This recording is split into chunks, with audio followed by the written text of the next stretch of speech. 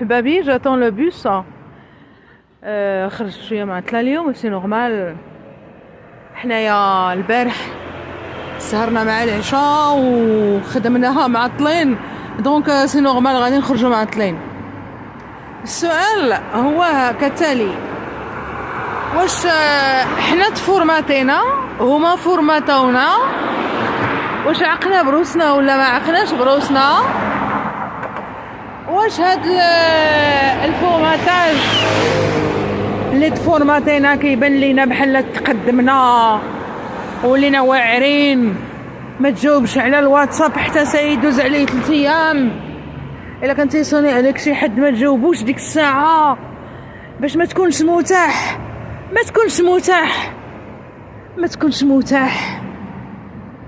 هادشي تعلموه الناس، حتى الناس اللي كانوا طيبين وظريفين وبساطين حتى هما ولاو كيتعلموا هاد التشلهبيت. هادي التشلهبيت اللي ما لا يقال توزع.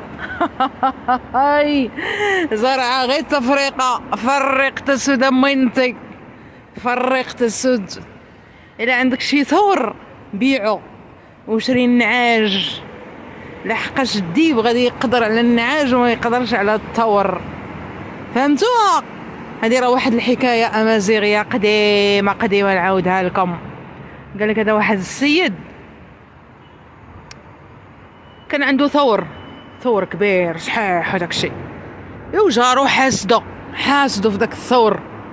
واحد النهار يجي عندو قال له: صاحبي، قال له: اش كدير بهذا الثور هذا؟ ما كيعطيه حليب، ما كيولد، ما كيدير حتى وزه، علاش ما تبيعوش وتشري واحد القطيع ديال النعاج وغادي يبداو يولدوا لك وغادي يكثروا لك وغادي تولي تبيع في الخرفان وغيوليو عندك الفلوس بزاف وطا. ايوا مشى السيد سمع ليه، دار ليه بالراي، مشى باع الثور. باع الثور، شرى النعاج، جا الديب هو يطحنهم. وصراحه تشلابيت كانت شحال من عام هذا، غير المشكل ما كانتش منتشره بهذا الشكل هذا المريب ديال دابا.